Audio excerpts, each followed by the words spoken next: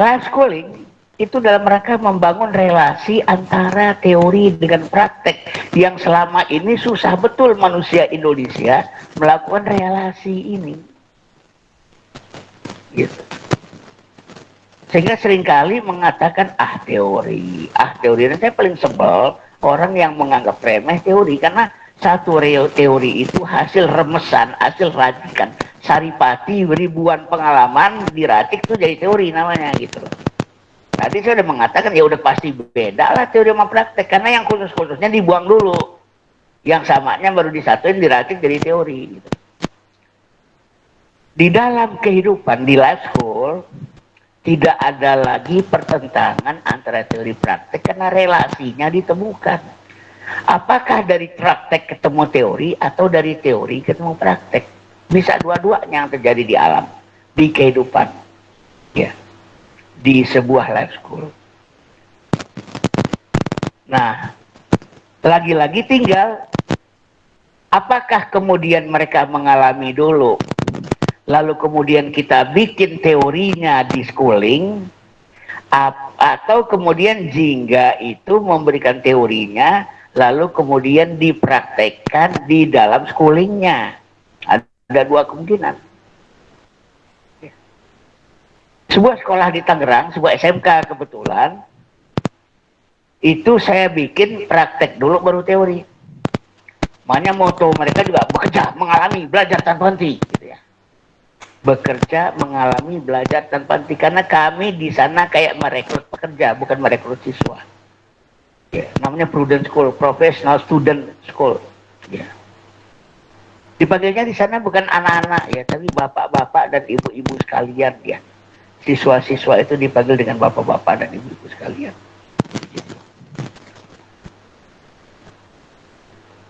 Visinya adalah sebuah kantor pembelajaran di taman kehidupan. Jadi kantor pembelajaran, ya, learning office. Nah, kalau di sana memang konsepnya bekerja dulu. Bahkan begitu mereka masuk kita kasih pretest. Kalau kamu bisa menyelesaikannya hari ini ijazah, nggak usah nunggu 3 tahun. Ya tentunya nggak ada bisa. Nah karena nggak bisa, tuh di atas belajar tuh. Jadi belajarnya di atas, bekerjanya di bawah. Dan bekerja di kantor beneran ya, bukan kantor-kantoran loh ya. Bukan kantor-kantoran. Bukan praktikum perkantoran, bukan praktikum perkantoran. Bukan simulasi perkantoran, bukan. Tapi memang kantor beneran. Makanya di semester 5 mereka itu digaji, udah nggak bayar SPP lagi. Karena memang udah kerja beneran. Ya. Bangun relasi kitabullah dengan sunnatullah. Sekali lagi bisa dilakukan di jingga, bisa dilakukan di rumah. Ya. Di jingga mereka belajar kitabullah itu dalam pengertian konsep-konsepnya di ruang-ruang ini, belajar sunnatullahnya di kehidupan, ya. Atau kemudian jingga menyediakan mereka belajar sunnatullah, kitabullahnya itu di rumah, gitu. Karena ini sebuah relasi, ya. Sebuah relasi. Nah, untuk itu dibutuhkan salah satu karunia Allah terhadap umat Islam itu adalah kemampuan di bidang tamsil, perumpamaan, ya, analogical thinking, berpikir secara analogis. Ini bisa dikatakan hadiah Allah kepada umat Muhammad, yaitu kemampuan untuk membuat analogi-analogi. Tadi kan saya sudah sampaikan di awal ya. Masa jago main catur gak bisa menyiasati langkah hidup? Masa pendaki gunung tapi gagal menggapai puncak kehidupan? Masa pemacu adrenalin tapi gak punya nyali hadapi risiko hidup? Sales sukses tapi gak sukses menjual dirinya. Teori gagal diimplementasikan dalam praktek dan sebagainya. Nah, kenapa sih ada orang-orang kayak begini yang nggak boleh lagi terjadi pada lulusan jingga? yaitu kemampuan untuk melakukan analogi, tamsil. Sangat banyak ayat-ayat di Al-Quran yang menggunakan pendekatan-pendekatan analogis. Pendekatan-pendekatan yang menggunakan perumpamaan. Ini harusnya menjadi ciri khas berpikirnya orang-orang jingga. Apakah itu guru jingga, anak jingga, orang tua yang anaknya di jingga, kekuatan tamsilnya harus kuat. Karena apa yang ada di kehidupan ini sebenarnya tamsil-tamsil kehidupan. Bagaimana kita menerjemahkan pengalaman. Ya. Salah satu tamsil yang sering saya ulang-ulang adalah alam taro kaifa daraballahu masalan kalimatan thayyibatan kasyajaratin thayyibah. Tidakkah kalian bagaimana Allah membuat masalan tamsil perumpamaan? Kalimat yang baik itu bagaikan pohon yang baik. Akarnya menghunjam ke bumi, batangnya menjulang ke langit. Dia mengeluarkan buah di setiap musim dengan seizin Tuhannya. Masalah perumpamaan, kalimat yang baik itu bagaikan pohon yang baik.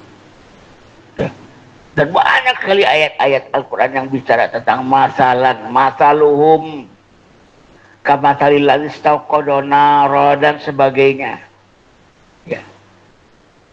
Kadang-kadang mempergunakan perumpamaan semut, kadang-kadang mempergunakan perumpamaan lebah, kadang-kadang mempergunakan perumpamaan anjing gitu ya. Banyak sekali perumpamaan-perumpamaan itu digunakan Al-Quran.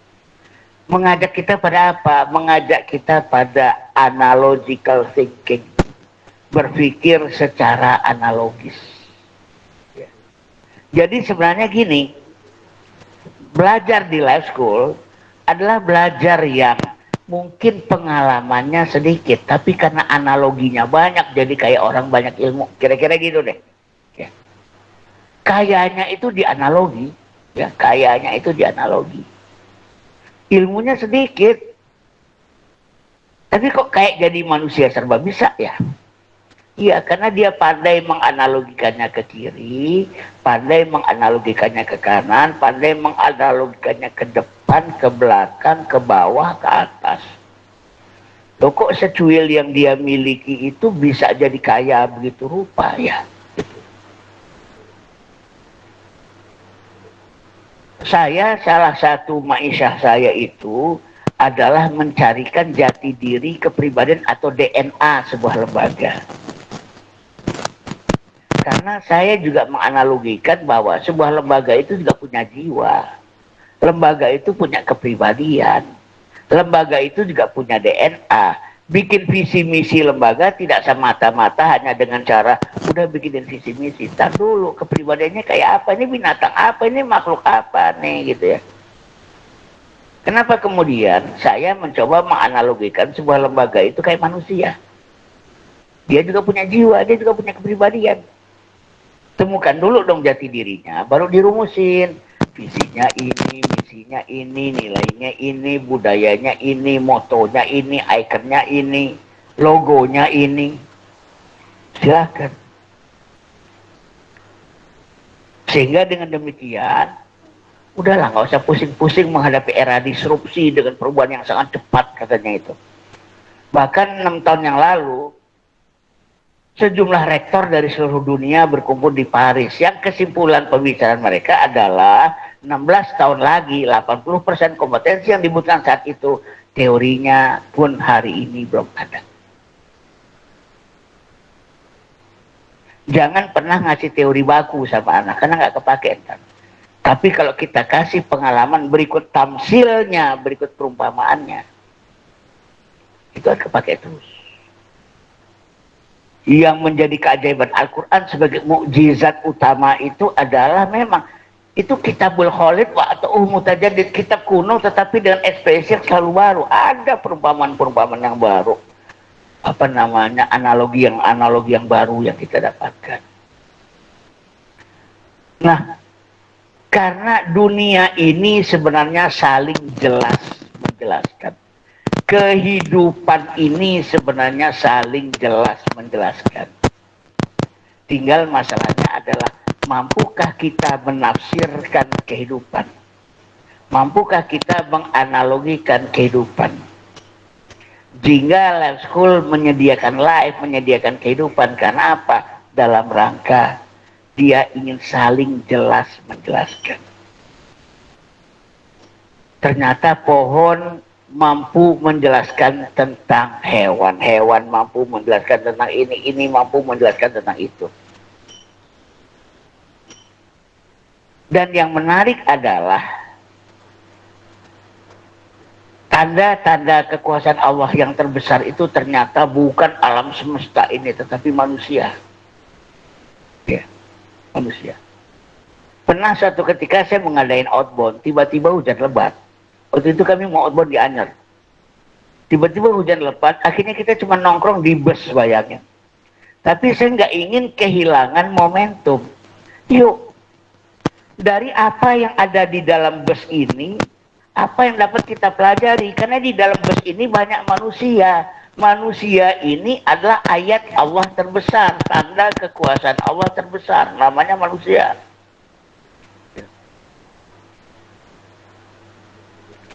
Sehingga apa yang bisa kita pelajari dari interaksi kita, dari bercandanya kita, dari cara duduknya kita, caranya kita berdialog.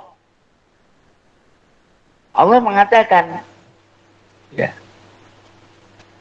sadurihim ayatina fil afaqi wa fi anfusihim hatta yatabayyana lahum annahul haq.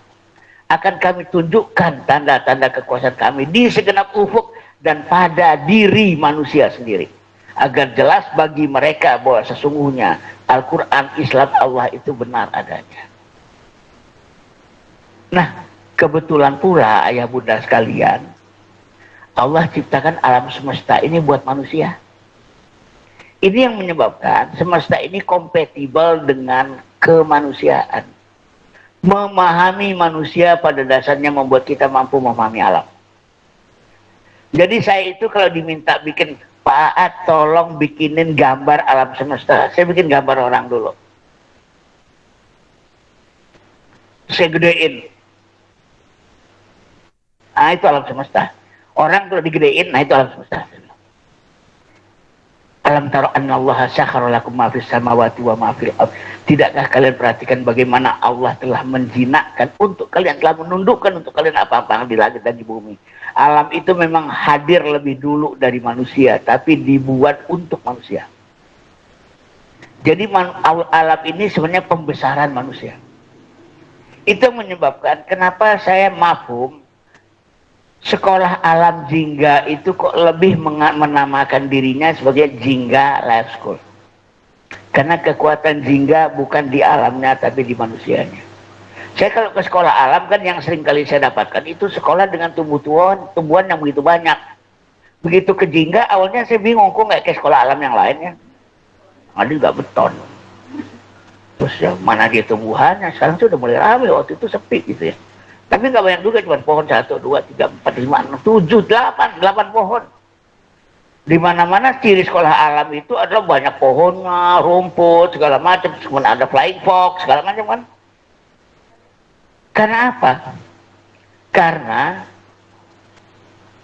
ayat Allah terbesar adalah manusia, dan di sini bicara tentang life school, sekolah kehidupan. Sebelum bergabung dengan sekolah alam, ya JSAN, Jingga pun memang sejak awal sudah menamakan dirinya Jingga Life School gitu kan Pak ya. Sebelumnya, sebelum bergabung. Karena memang kekuatannya ada pada manusia. Kalau kita gali manusia, kita itu bisa menjelaskan tentang hewan, tentang ini, tentang itu, dan sebagainya. Karena dia saling menjelaskan, inilah yang mengakibatkan yang penting satu, mampu menganalogikan. Ya. Kita bicara tentang pointers, kita akan analogikan dengan apa dan sebagainya. Kemudian berani berpikir lintas disiplin. Makanya saya tetap sarankan dengan Jingga ini, ya, udahlah, nggak usah dikotak-kotakin dulu. Biarkan aja manusia itu bebas berpengalaman, bebas melakukan eksplorasi apapun. Ya. Soal bagaimana itu dikotak-kotakan, biarin aja nanti itu dalam proses schoolingnya, baik di rumah maupun di sini. Tapi biarkan aja mereka berinteraksi dengan live. Tanpa harus selalu dikategori dan dikotak-kotakan. Dikasih tema nggak apa-apa. Program pembelajaran di Jingga dikasih tema nggak ada masalah. Tapi nggak perlu terlalu dikotak-kotakan. Bahwa dari tema itu kemudian ada yang menariknya ke arah biologi, ada yang menariknya ke arah matematika, ada yang ingin menariknya ke arah fisika, silakan. Karena itu bagian dari proses schoolingnya. Tapi live-nya sendiri pada dasarnya adalah biarkan aja.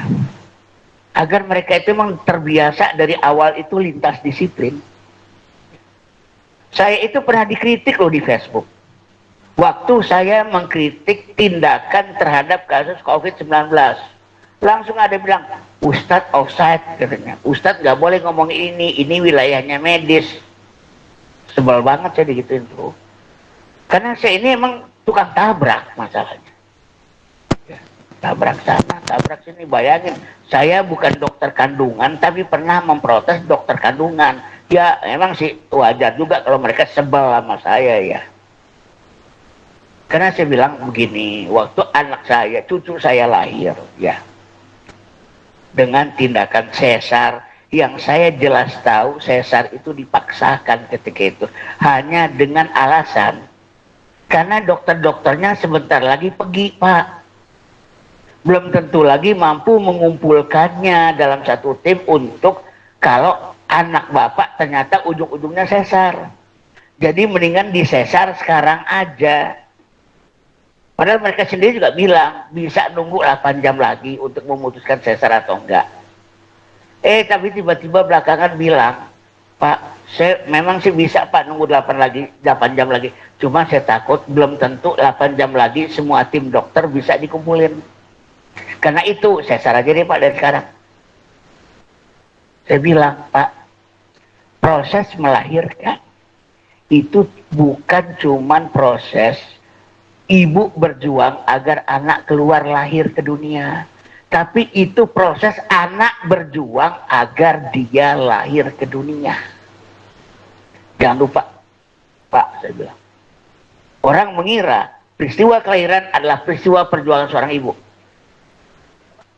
Saya mengatakan peristiwa kelahiran adalah proses perjuangan seorang anak untuk keluar ke dunia. Seperti kupu-kupu yang sedang berontak melepaskan dirinya dari kepompong. Biarkan dia berjuang. Jangan dibypass pakai gunting, Pak. Jangan disesar, Pak. Kecuali kalau emang ada hal-hal yang sangat krusial agar terjadi proses sesar itu sendiri. Ya, marahlah dokter-dokter kandungan. Lu siapa? Tiba-tiba ngomongin beginian. Gue juga dengan pertimbangan matang. Kira-kira begitu ya. Selalu alasannya kan udah dengan pertimbangan matang. Dan saya akhirnya mengatakan, Pak, anak yang tidak mengalami peristiwa berjuang keluar dari rahim yang sempit keluar ke dunia, itu bisa berdampak kepada daya juangnya ketika hidup, Pak.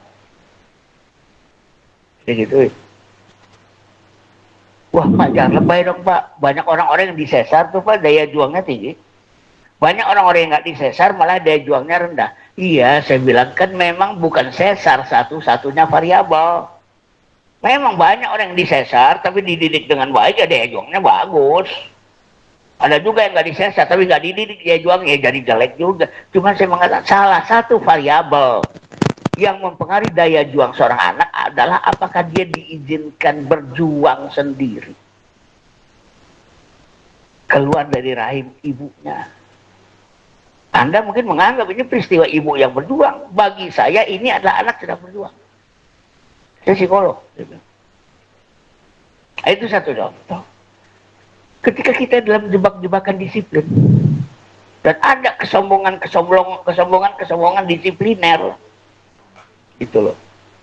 yang menyebabkan orang nggak diizinkan akhirnya lintas disiplin. Karena kalau bicara tentang IT itu kan artificial intelligence. Bicara intelijen, orang psikologi juga ngerti.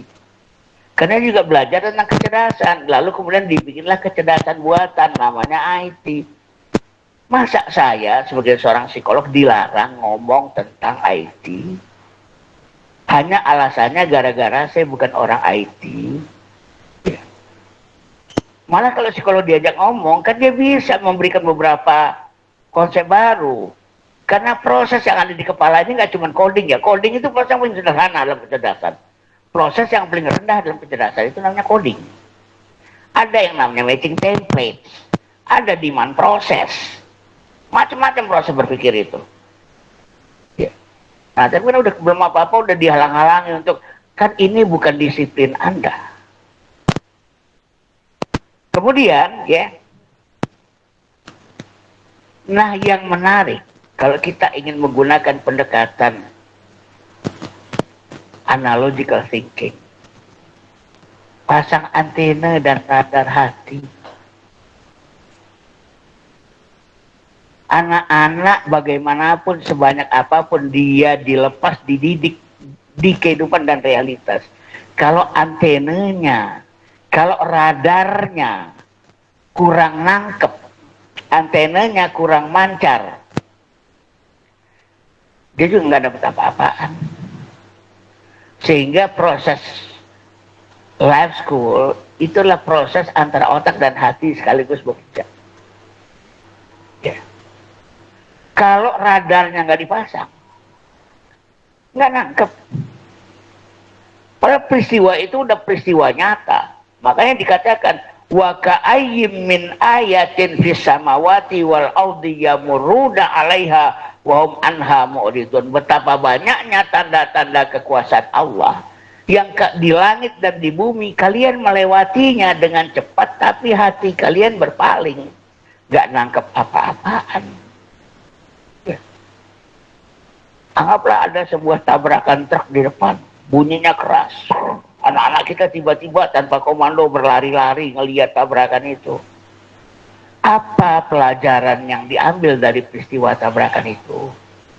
Itu tergantung antena dan radarnya lagi dipasang apa enggak. Mereka yang radarnya dipasang dengan baik, tiba-tiba mungkin mereka bertanya-tanya, kok ada kecelakaan, orang pada nonton tapi nggak ada yang nolong ya?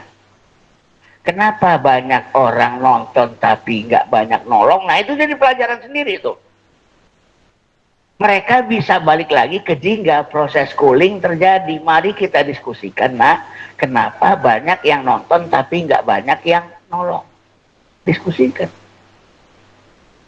Itu nanti akan menjadi sebuah pelajaran-pelajaran. Lalu mari kita analogikan. Nah gitu kan. Ya. Jadi kalau tadi pagi saya banyak kritik, pendidikan kita dari TK sampai perguruan tinggi otak mulu yang diasah. Sekarang di jingga kita menjalani proses bahwa kita akan mengasah hati. Agar antena dan radarnya itu naik, terpasang tinggi. Angkap sinyal, nyebarin sinyal. Ini yang mesti kita lakukan. Ya. Karena ternyata akal itu adanya di hati, bukan di otak. Afalam yasirru fil audi fatakuna lahu qulubu yaqiluna biha au azadu yasma'una biha fa inna ma la ta'mal absar walakin ta'mal qulubul lati fis sudur. Kenapa mereka tak berjalan di muka bumi? Jadi Allah sendiri meminta memang life school. Yang dengan itu dia jadikan hatinya untuk berakal. Syaratnya itu. Dan telinganya untuk mendengar. Sesungguhnya yang buta itu bukan mata. Yang buta itu hati yang ada di dalam dada. Wow, pendidikan sekarang terlalu berlomba-lomba dengan yang namanya neuroscience. Semuanya otak, semuanya otak, semuanya otak, semuanya otak. Islam bilang, semuanya hati. Yang lucunya, yang hobi sekarang mendalami neuroscience itu pertama pendidik, yang kedua psikolog. Neurolog sendiri menganggap itu ilmu semu. Para neurolog itu menganggap itu ilmu semu. Orang pendidik kan hobi betul belajar. Psikolog, waduh, emosi ada aja di sini, sedih di sini, hati itu nggak ada. Kolbun yang dimakan dalam Al-Quran tuh ini, gitu. Paksa udah. Nah padahal tadi, ya, radar hati dan antena itu yang akan membuat kita, anak-anak kita itu menangkap dari peristiwa bahkan sekecil apapun.